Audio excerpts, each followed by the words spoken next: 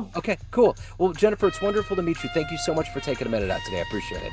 I'm very excited to be here and get to speak with you. In fact, I was listening to another one of your podcasts where the guy was talking about masculinity and business, and I was like, "This is so cool." And then the one before it was talking like children, and I was like, "I love it." Yeah. I love it when you get so many different voices and Yes. they're all unfiltered. And that's why I love podcasts I because do they're so too. great. I do too. There's so, and we get inundated with how polarized our world is, but there's so many people that are going towards the same kind of direction. So many good things are happening every day on this planet. Yeah, well, I mean, it's only because the media is. I mean, Yeah. we don't hate our media enough, I don't think, and Right. they've made it like that because when you actually go out and you're talking to people, most people are normal. The only voices that really get mega elevated right now are, and it was always like that, like ratings and all that, but now it's gotten insane. I mean, Yeah. and it's the most insane, vitriolic, crazy voices. But what's really bizarre is now they're doing it in politics. Yep. So only the most insane, vitriolic, and just patently bat crap Yeah. voices. And you're like, how did you get elected to I anything? know. Like, I I know. wouldn't elect you to a psycho I place. know. I know. It's insane. It's like Yeah. that George Soros guy in New York that just got convicted. It's like he lied the whole way in, even on the way out. Like, how did that happen? How have we gotten to a point where there's no accountability, there's no credibility, all of this stuff? It's insane. That's a rabbit hole. That's a whole other Oh thing. yeah, I would just like, and what can we do? Well, this is what we do, and it's I think the positive note on that, because my whole job is trying to find solutions to challenges, right? Sure. So even when it's so huge, right, and you're just like, well, what can I do? Like, because that is sometimes the feeling, what can I do? I mean, this is just too much, you Right. know, and it really is just saying no. Like, Yep. even if your little voice is no, no, we're not going to do that. No, we're going to go on here. We're going to talk to other people. We're going to continue to share crazy ideals. I'm going to continue to say controversial things. And I'm just not going to worry. I'm Yeah. going to try to not worry because really that's all created, Yeah. to divide us. And we're not really so divided. No, we aren't. No, I totally Mm-mm. agree. So, in your world as a business coach, I want to begin our journey with 5 years ago, this pandemic was raging. So many things were unknown. How did you survive the global pandemic, and how has it reverberated into your life today? I almost didn't. So 5 years ago, I owned several businesses, and one of them was a legal services business for real estate investors. So I had lawyers that I would work with and paralegals, and we provided anonymity services, right? And I worked there not as it, I had other partners in that, but then I also had a travel agency because I'm in Galveston, Texas, and all I did was put people on cruises, Yeah. right? And I only got paid when people got on the boat. And then I had a marketing company, and I closed two of those companies. And it was unbelievable. My mother ran the largest staffing agency in our area for like 50 some odd years. And I say largest, for it was not like Snelling, but it was like largest, like personally owned, right? And it gave her a living. She was just an amazing woman, not in numbers that we see today, but it was very successful. And so I always just thought, well, I'll be a business owner. Yeah. And that changed everything. Like, I almost lost my health. That you have the grace of God, really. And I'm a consultant and coach, and I always have a coach and a mentor. Yeah. And I got myself into an executive mentorship because I was just like, what am I going to do? I'm going to lose it all. I'm a single mom. Like, what is happening? Right. And and when I told them what was happening, I had other partners that had bigger shares, but I was doing the lion's share of like working with the people. And they said, if you were coaching this person, you would have closed this a long time ago. They're trying to take it for a loss. And I had actually said, I think they're trying to take this business as a loss. And as soon as I said it to this group of other entrepreneurs, there's like 20 of them, they all went, and I just did. As soon as I spoke my hidden fear aloud, then I realized that, oh, wow, I've always been very good at contracts and the fine print and crossing my I's and dotting my T's in business creation. And so, because of that, I was able to not lose my shirt completely. Yeah. And then I ended my franchise for it was Cruise Planners American Express, which was the travel agency. It's listed as one of the top 25 franchises next to Subway for the past 20 some odd years.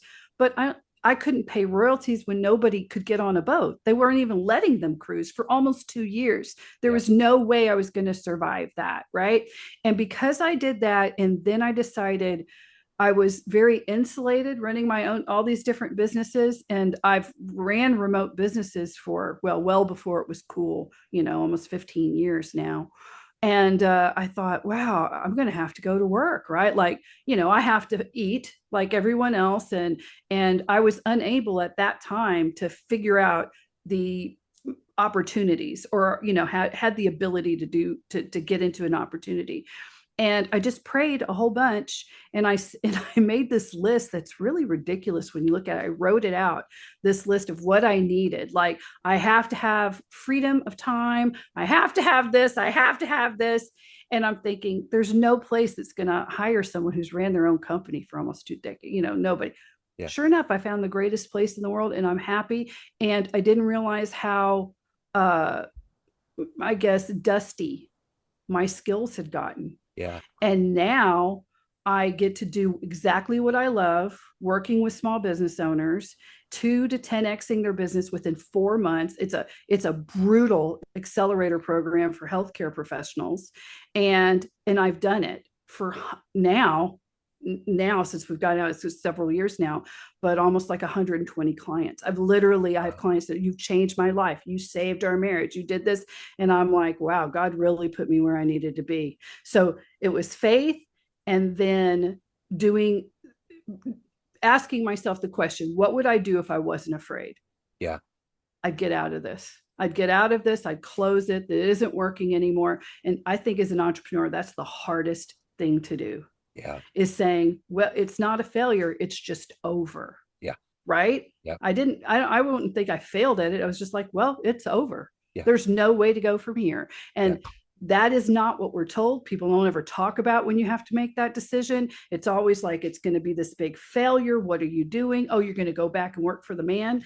And for me, it was the absolute opposite. It absolutely freed me to have economic and personal and even spiritual freedom in some ways. And now everything's wide open. Well, it gives you that perspective. I mean, you know both Mm-hmm. sides. You don't have to wonder. So when you were young, let's say 12 years old, what was your dream? What did you want to be when you grew up? I wanted to be a marine biologist. Okay. I listen, women always say that. I never heard a man say that. What is it about marine biology?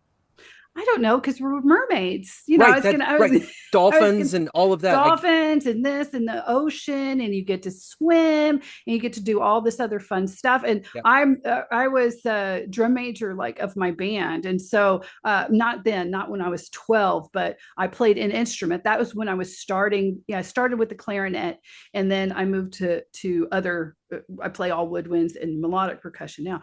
But at the time, in my mind, I'm like, I can see myself playing my clarinet, and then a whale would come and it would talk That, to me. I mean, yes, my fantasy world was very that's it. huge. It still is. I still believe, Yeah, when I see wild animals and stuff like that, I'm like, but if not friend, why are you friend shaped? I'm not dumb enough right. to try to pet them, Yeah, right? Like right, some people would right. do. Yeah. And I have a very healthy fear of these big, crazy animals. But in my heart of hearts, I think they love me.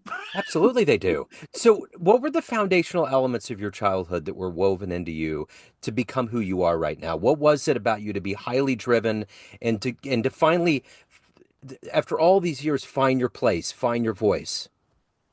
Well, it was interesting. I had a really amazing family growing up. So you would think, if you saw them now, oh, you grew up with a silver spoon in your mouth. I mean, we have every single Christmas, we have a family reunion.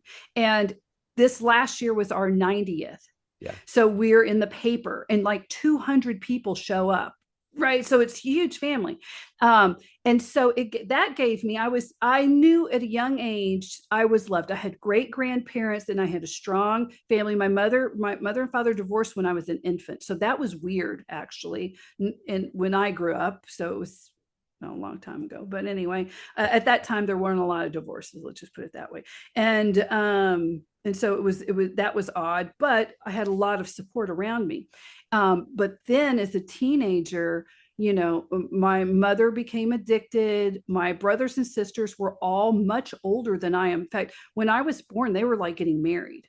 So it was just me and this very insane, violent, horrific alcoholic. I mean, my growing up was not good. It was really bad. And I ended up homeless as a teenager. I went to college being homeless. And so there's like the two totally different worlds. I knew how it's supposed to be, or Yeah. I had that feeling because there were good years. And then this. And I think the fact that I had those good years is what saved me, as opposed to all the kids that aren't saved who end up on the streets, just because I had a personality or a part of me that people thought, oh, she's got people, or she'll tell. You know, what was that? I said it on another place I talked to, but I read this book by Tina Fey, Yeah. and she had a good quote, and it said, "It's not the beauty that draws the predator's eye; it's the damage."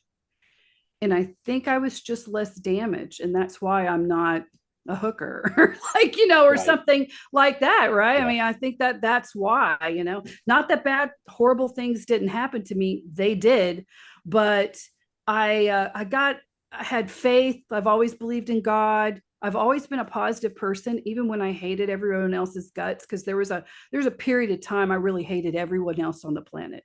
Yeah. Why me? I'm a kid, I don't deserve this. Poor me. I mean, I was the most angriest victim, and I made myself sick. I got sick of myself. Yeah. I got sick of hearing myself. And I was young when that happened. And but before my mom got ill, and now and I'm going to tell you, there was 7 years I didn't speak to my mother, and she ended up getting sober twice. The second time took, and she has been sober for over 30 years. She's a sponsor, and I talk to her every single day. Basically, the most wonderful woman. I'm the luckiest girl to have that mom, Yeah. even with all those experiences. And I think that before that, she took me to work, and I worked with her in her office. So I knew how an office worked. I knew how to behave. I knew how to fill out an application. I'd put the ladies on their typewriters. I would do their spelling test. That was like my little job, Yeah. and I was in grade school when I did that, just Yeah. helping out. And that gave me a leg up too. And I think more parents need to do that with their kids. Yeah. There's so many kids I meet today. What does your parent do? I don't know. Yep. They have no idea. Yep. It happens They have all the no time. exposure to a work environment or anything else. They have no exposure to being expected to be quiet, or to, you know, do work Yeah. like at I all, or I to get up totally early and go to work. yeah. Like, I don't know. It's just weird. I think more parents would do that because Yeah. it's fun when you first start out. Oh, we're going to go get coffee, right? I don't get a coffee, but I get a little something, and I sit there, and we're going to have work today. Like, Yep. if you can make it fun. That was one thing about my mom. She did. She tried to make it fun, even when it wasn't fun at all. Yep. There was always something to look on the bright side. But she's Yeah. pretty brilliant. So yeah. So would you consider her your hero, the one that's helped you overcome and become who you are? I don't know. She didn't become my hero till so late in life. I don't know if I would say that. I mean, she's someone I respect and highly admire. I don't know if I really have here. The only hero that I've really ever thought was Sergeant Benavides. Okay. Yeah. Roy Benavides, Yeah. Yeah. he got his Medal of Honor from Ronald Reagan, Yeah. and his story was so, like, I remember hearing that story, and this was like 80s or 90s and I remember when that happened and listening to that, and I was the most inspired person on the planet. I would Yeah. think that was the closest thing to a hero I've ever had. I Yeah. never follow things, but Roy Benavides, Yeah. just, Yeah. I that's my guy. absolutely. That's it. So Yeah.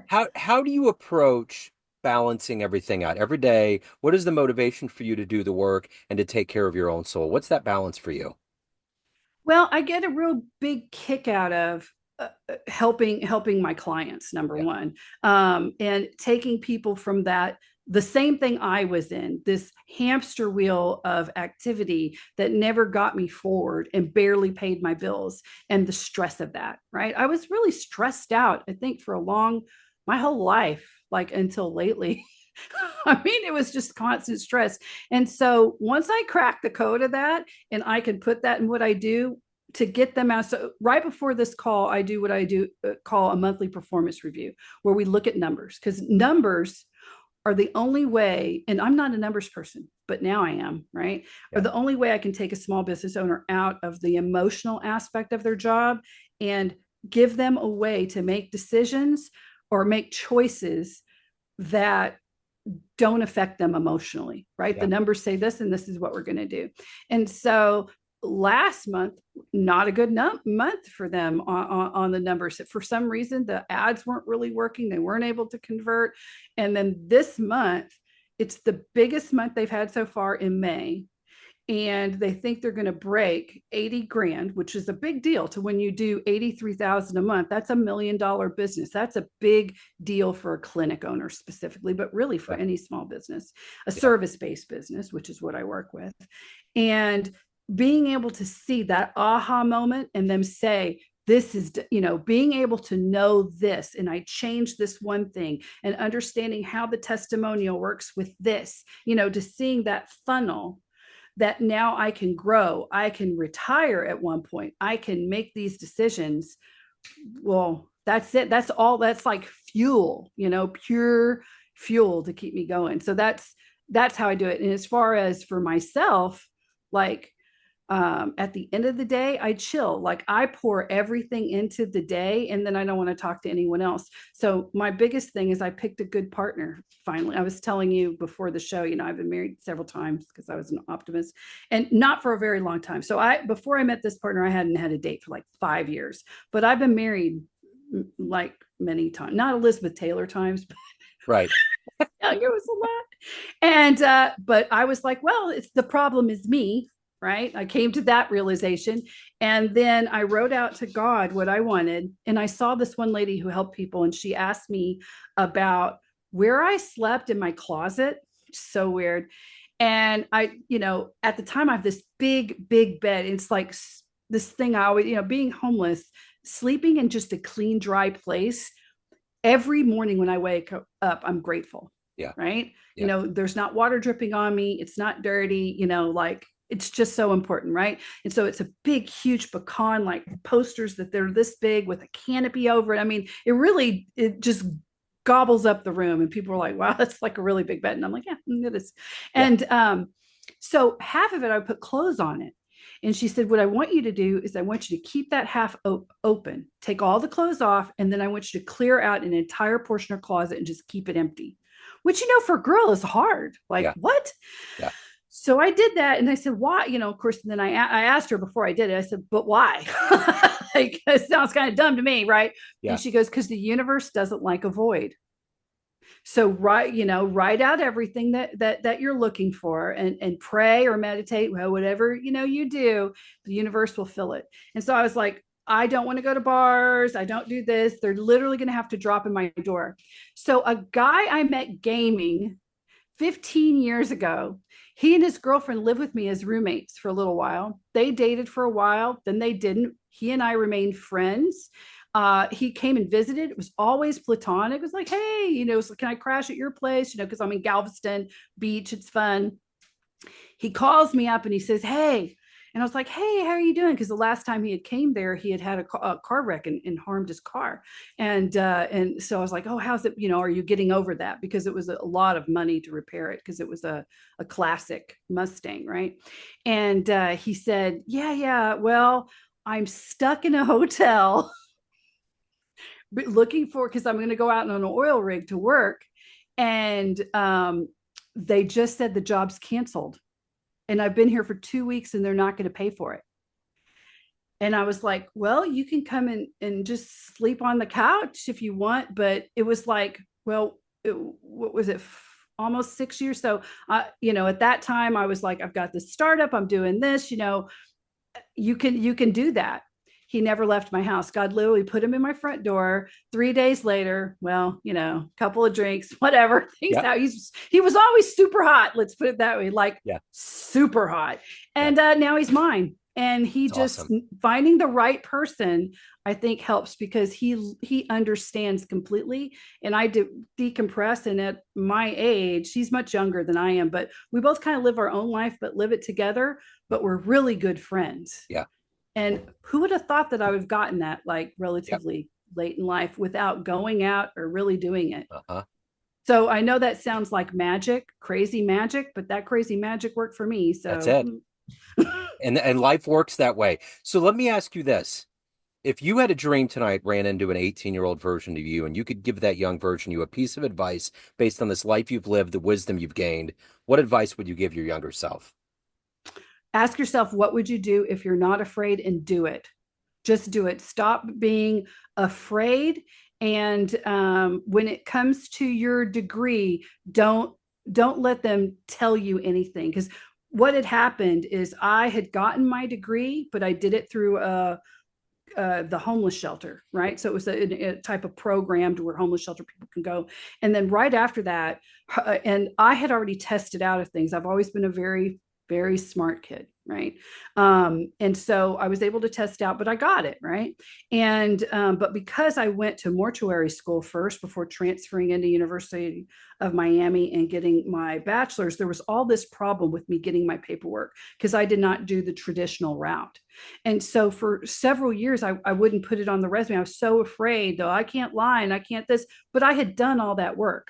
Just because some pogue wasn't able to get the paperwork, I didn't do that. So I would have changed that. And it probably would have changed my trajectory a little bit, but who knows? Like, that's a hard question. I love where I'm at and who I'm at now. So I may just say, just don't be afraid and not say a lot more after that. That's it. Yeah, I get it. So of everything that you've done, achieved, and evolved into at this point, what are you the proudest of? My son, Yeah. my son. I mean, I have three daughters, but I had two at a very young age and they were adopted. So I'm very proud of them. But this was the one I got to keep, right? And so I did as an adult. And yeah, it's just him. I mean, I really was worried for many years that uh, God would, that I had made such poor choices. And I did make really poor choices. I mean, I did really smart things on business, but personally, I made really bad choices on other things, to have two kids and not be able to raise them. And they're all thriving. They all are, postgraduate degrees. One's going for her PhD. They're doing very well. I made smart choices where they went. Yeah. And I love them and they love me. So I'm happy. But with my son, it was a little bit different. I was fully engaged and involved in every single day, and he's doing really well. So I would say, yeah, my son. So at the end of the day, everyone has a perception of you, family, friends, clients, colleagues, everyone that knows you, but you run the show. What's your perception of you? Who do you think you are? Oh God, that's a hard one. That's yes. Uh, that's weird. That is a weird question. What's my perception of me? Because I think that I'm delusional. Like I'm a queen. I think about the video game characters that I play, like this really super powerful person, but for whatever reason, they've kind of put me in here. And I'm just trying to get to my ultimate potential, which is like a super queen who's a little bit evil but fun. Yeah. But only evil like in the fun mischievous ways, not like bad. And I still think I might be able to get that power, maybe magical. I'm very delusional when it comes to that. Yeah. Which I think we should be. That's a good thing. So if anyone wants to reach out, they want to learn more, and any of the good business in your world, where's the best place for them to go? Well, if you want to reach out to me, just go to superclinicproject.com. That's where you can find me. You can hear more about me. You can talk to me on there. And you can also learn about more of what I do, and then meet all the people that I talk to, like, just like you're doing right now. So yeah, that's where I'd go. Right on. Jennifer, this has been wonderful. Thank you so much. What a Thank wonderful you. time. I appreciate it. Thanks. Hello, friends. Joe Dimino here. I just wanted to let you know that after 30 years or so, I have finally released my first book of poetry through the mighty Spartan Press here in Kansas City, Missouri. As the creator and host of both Neon Jazz Radio and the Famous Interviews with Joe Dimino podcast, along with being a visual artist, I'm ready to embark on a new adventure and want you to be a part of it. You can get a copy online via Barnes & Noble, Amazon, and actually on the streets in Kansas City at the great Prospero's bookstore off 39th Street. You can also visit joedimino.com for links to the book, to more poetry, and everything in my world, including paintings. Thanks for all of the love and support over the years, and please dig the words.